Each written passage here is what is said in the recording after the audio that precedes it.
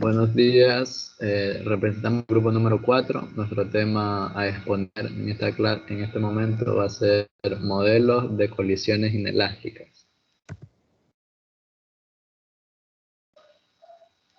Los integrantes, me presento, soy Boris Intriago y voy a hablarles sobre el choque de dos partículas iguales. Bien, como sabemos, los dos choques de dos partículas iguales en una misma dirección, su velocidad u después del choque será la velocidad v. Las velocidades de los cuerpos del choque van a ser las mismas, relacionadas mediante la definición del coeficiente de restitución. Como sabemos, el coeficiente de restitución se representa con la e, que va a ser igual a la velocidad antes del choque sobre la velocidad después del choque. Esta podemos despejar para que nos dé su velocidad, que va a ser el coeficiente de restitución por la velocidad del comienzo del choque, antes del choque, perdón. Ya, acá nos damos un ejemplo. Consideramos que los cuerpos estén en una estructura interna formada por dos partículas de masa, M y M mayúscula, unidas por un muelle elástico constante, K, y la longitud L sin deformar. Este es un ejemplo que se puede dar donde las partículas del masa del primer cuerpo chocan elásticamente con la partícula de masa M mayúscula del segundo cuerpo. Inmediatamente después del choque, dichas partículas cambian de dirección de su velocidad, como se representa en el gráfico, en el último gráfico. Su velocidad cambia de sentido. Y este es un choque de dos partículas.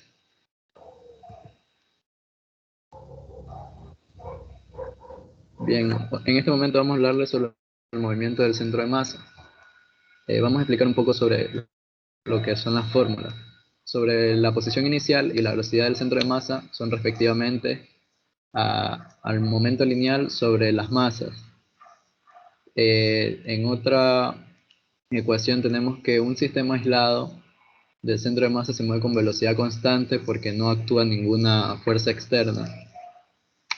Y tenemos que, como la velocidad inicial del centro de masa es u antes del choque y la velocidad del centro de masa después del choque es v, tenemos que el coeficiente de restitución vale v sobre u, que son la unidad antes del choque sobre la unidad después del choque, su velocidad.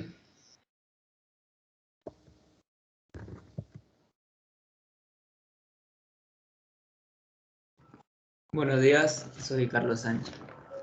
Les voy a hablar sobre el movimiento relativo de dos partículas.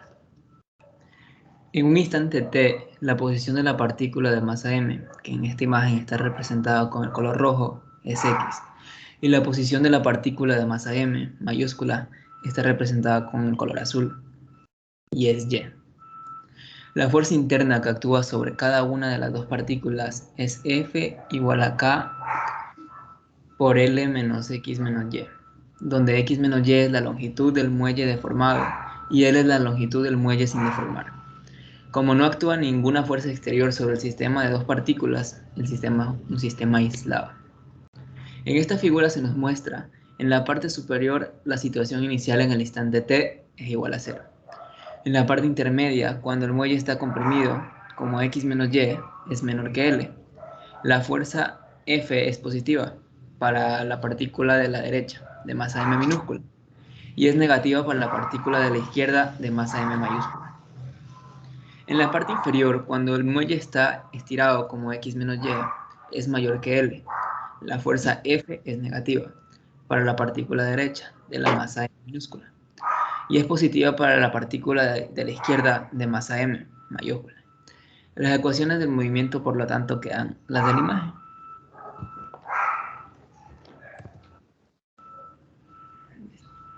Ahora les voy a hablar sobre las energías del sistema de partículas.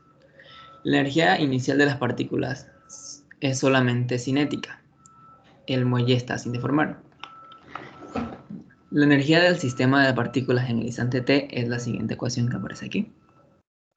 Teniendo en cuenta que la deformación del muelle es L menos X menos Y, la energía potencial de interacción entre las dos partículas es la siguiente.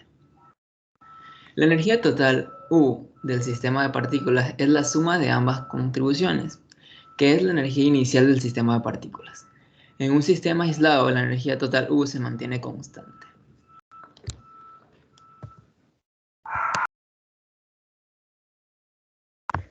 Buenos días, mi nombre es Dalton Dután y voy a hablar sobre los sucesivos choques. Los sucesivos choques nos dicen que los cuerpos volverán a chocar cuando la partícula de masa 1 o masa m mayúscula regrese al origen, es decir, cuando y sea igual a 0.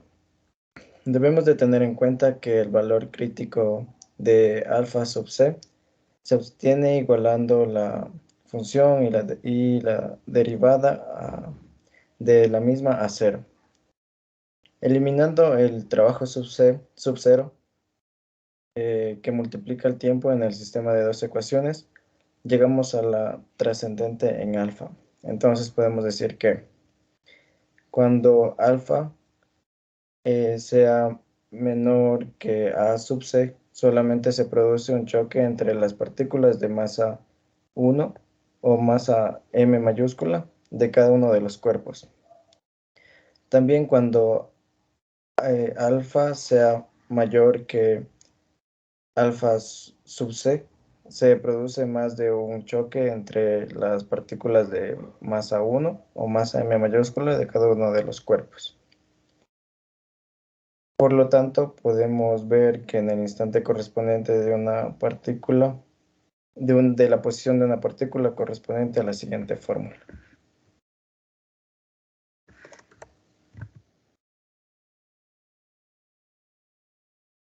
Dentro de los sucesivos choques debemos de tener en cuenta que la dinámica del sistema de dos partículas con las condicionales iniciales específicamente para el instante t. Entonces, dentro del movimiento del centro de masas, vemos que los cuerpos volverán a chocar cuando la partícula de masa m mayúscula o masa 1 regresa al origen, es decir, cuando y sea igual a 0. Esto corresponde a que la posición inicial es igual a la masa 2 sobre la sumatoria de la masa 1 y la masa 2. Y que a su vez la velocidad del centro de masa es igual a la velocidad inicial de la primera masa más la velocidad inicial de la segunda masa. Esto sobre la sumatoria de la masa 1 y 2. Sabiendo esto, podemos decir que en un sistema aislado el centro de masa se mueve con velocidad constante, correspondiente a la sumatoria de las dos fórmulas anteriores. También vemos que en el movimiento de las partículas, que tenemos dos ecuaciones generales del movimiento del sistema de las dos partículas después del choque. ¿Qué vendrían a ser estas? El instante en el que tiene lugar el próximo choque, si es que existe, se obtiene resolviendo la ecuación trascendente igual a y. Entonces podemos concluir que el instante en el que tiene lugar el próximo choque, si es que existe, se obtiene resolviendo la ecuación trascendente de y cuando y es igual a 0.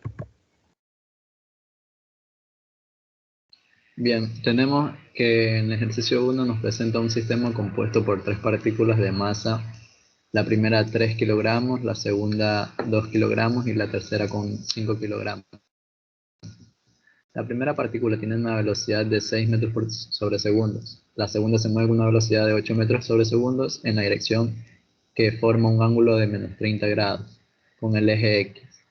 Nos pide hallar la velocidad de la tercera partícula de modo que el centro de masa permanezca en reposo respecto al observador. En literal A. En el literal B, que se mueva con una velocidad del centro de masa igual a menos 2 metros sobre segundos en I, en la componente en I, más 2 metros sobre segundo en la componente en J. Y en la tercera, en la C, nos pide la energía cinética del sistema dándonos 200 joules de energía. Bien, tenemos como los datos ya expuestos. Hacemos una representación de cada partícula en un eje X y en un eje X y Y, y representamos cada una de ellas. Como al resolver nuestro primer literal, tenemos que el centro de masa es a la suma de su velocidad por masa de cada una de ellas sobre la masa, dándonos un resultado en componentes Y en J de 4,985 en I y 0,8 en J metros sobre segundo en la velocidad de nuestro segunda partícula. En B tenemos nuestro centro de masa, la misma fórmula, pero con menos 2 en I y 2 en J metros sobre segundos. Bien, esto reemplazamos cada una de nuestras partículas, de nuestros datos de cada partícula, y vamos despejando la velocidad 3 para hallar la velocidad del centro de masa respecto a esos menos 2 metros sobre segundo en I y 2 metros sobre segundo en J, dándonos como resultado menos 8,9856 en I y 4,8 en J metros sobre segundo. En el último literal, C, tenemos la energía cinética sea igual a 200 joules, que va a ser representada con la ecuación de energía cinética, va a ser la suma de todas sus energías, y reemplazando nos queda que cada energía representa a 54 más 64 más 5 medios de velocidad 3 para hallar la velocidad 3. Bien, en esto reemplazamos y vamos resolviendo, despejando la velocidad 3. Y nos queda un resultado de 5,727 metros sobre segundos.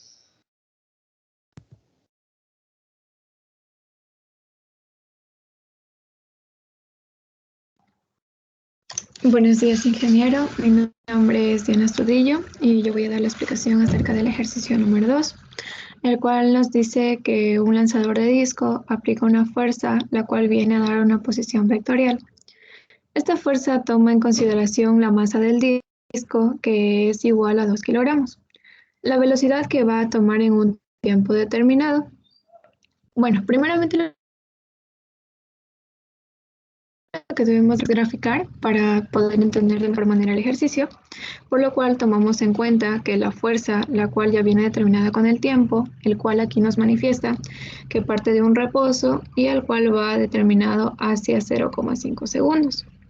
En la primera fórmula, como t, que significa tiempo, el tiempo va a estar elevado al cuadrado, por el cual se va a multiplicar y tendríamos el peso. Después, el tiempo viene multiplicado por los 40 newtons más los 5 newtons sobre segundos, lo cual nos da como un resultado de 42,5 newtons. Posteriormente, vamos a utilizar la fórmula de la aceleración, la cual esa aceleración es igual a la fuerza sobre la masa, en el cual reemplazamos nuestros valores, y en la primera ecuación nos daría 3,75 metros segundos, y en la segunda 21,25 metros sobre segundos. Esto se va a convertir en manera de vectores, para los cuales nos quedaría la velocidad vectorial. En los 3,75 metros sobre segundos al cuadrado, en vector nos daría 1,8 metros sobre segundos.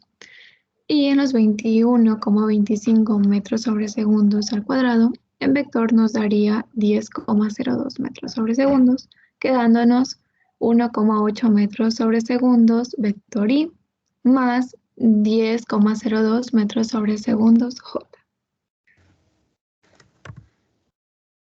Posteriormente tenemos el ejercicio número 3, el cual nos manifiesta que dos partículas de masas de 2 kilogramos y 3 kilogramos se mueven con relación a un observador con velocidades de 10 metros sobre segundos a lo largo del eje X y 8 metros sobre segundos en un ángulo de 120 grados, medido respecto del mismo eje, respectivamente. Primeramente, aquí lo que nos pide es expresar cada velocidad en forma vectorial, para lo cual orientamos los ejes Y y Z de forma que la segunda partícula se mueva en el plano XY con velocidad positiva a lo largo del eje Y. Para lo cual tenemos velocidad 1, que utilizamos las fórmulas con el coseno más el seno, por lo cual reemplazamos nuestros valores, dándonos como vector de velocidad 1, que sería igual a menos 4 y vector, más 3 raíz j vector, metros sobre segundos. En la segunda incógnita nos pide hallar la velocidad del centro de masa. Asimismo, tenemos que la velocidad del centro de masa es igual a la masa 1 por la velocidad 1 más la masa 2 por la velocidad 2 dividido para la masa 1 más la masa 2. Reemplazando nuestros valores nos da 8 quintos y vector más 12 quintos raíz de 3 j vector, metros sobre segundos. Y por último, para hallar nuestra última incógnita, nos dice que debemos de expresar la velocidad de cada partícula respecto del centro de masa, para lo cual las velocidades de las partículas respecto al centro de masa serán la velocidad 1 sería igual a la velocidad 1 menos la velocidad del centro de masa, que es igual a 42 sobre 5i, 42 sobre 5i vector, menos 12 sobre 5 raíz de 3 j vector, metros sobre segundos. Y la última velocidad que tendríamos, que sería la velocidad 2, que es igual a la velocidad 2 menos la velocidad del centro de masa, que es igual a menos 28 quintos y vector, más 8 quintos raíz de 3 j vector, metros sobre segundos. Muchas gracias.